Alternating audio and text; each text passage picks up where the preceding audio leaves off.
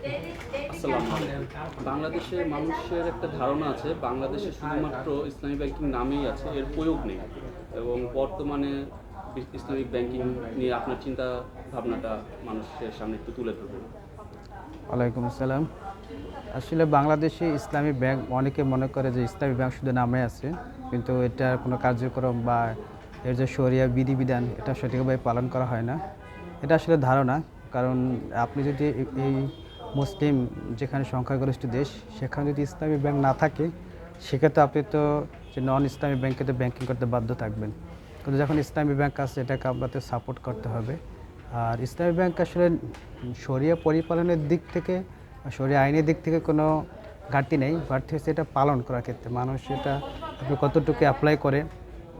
আপনি একটা জিনিস দেখবেন যে ব্যক্তি জীবনে ব্যক্তি জীবনে ইসলামে কতটুকু পালন করে, 5%, 10% বা 20%। কিন্তু একটা প্রতিষ্ঠানের ক্ষেত্রে আপনার 100% ইসলামিক শরিয়া বা বিধিবিধান পালন করতে হলে আপনার ওই দেশ থাকতে হবে, সংবিধান থাকতে হবে, কোরআন কোরআন যখন সংবিধান থাকবে, যখন আপনার দুর্নীতি বা চোরের সঠিকভাবে শাস্তি হবে, বিচার হবে এবং দেশ কোরআন সংবিধান অনুসারে চলবে, তখন শুধু প্রতিষ্ঠান না, ব্যক্তি থেকেও ব্যক্তি বলেন, প্রতিষ্ঠান বলেন, সব ক্ষেত্রেই শরিয়া পরিপালনের সম্ভাবনা বেড়ে যায়।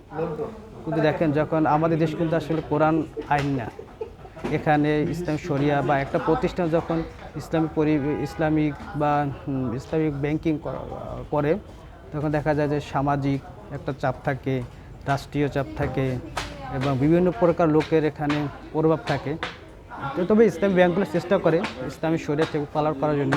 এবং অনেকে ভাবে যে ইসলামী ব্যাংক আসলে নামে, তো আসলে এর কোনো অ্যাপ্লিকেশন নাই বা এর কোনো পরিপালন ব্যাংকগুলো নাই, এটা আসলে ঠিক না। অনেকে ভাবে যে ঘোড়ায় ইসলামী ব্যাংকগুলো ঘোড়ায় খায়, এই জন্য এরা শুধু ইসলাম বিক্রি করে। আসলে কথাটা ঠিক না। দেখা যায় যে আপনি একটা মুরগি জবাই করলেন, শুধু আল্লাহ নাম নিলেন না, কিন্তু মুরগিটা কিন্তু মরে যাবে, কিন্তু আপনার জন্য সেটা হালাল হবে না।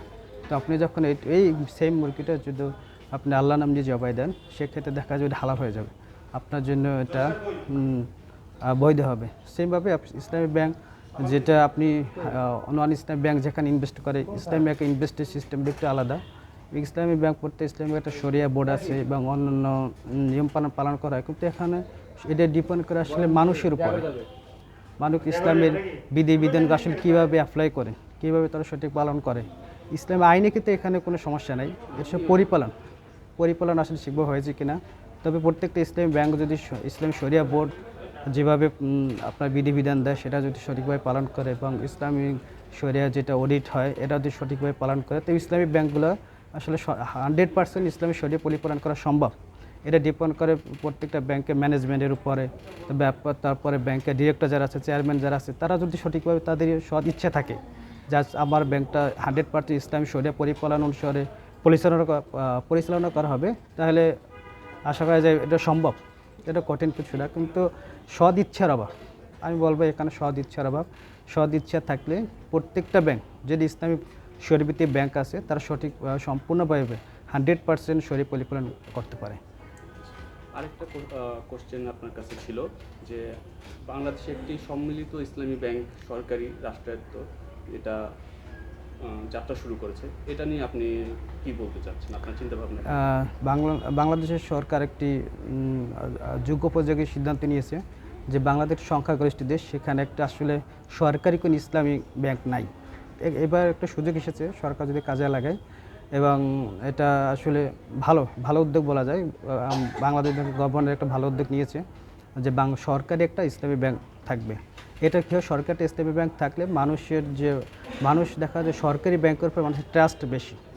যখন একটা মানুষ চিন্তা করে যে অনেক মানুষ আসছে যে আপনার এই যে ব্যাংকগুলোর অবস্থা খারাপ, তারপর ইসলামিক ব্যাংকের উপরে তাদের একটা প্রভাব থাকে যে আমরা নন ইসলামী ব্যাংকে যাব না।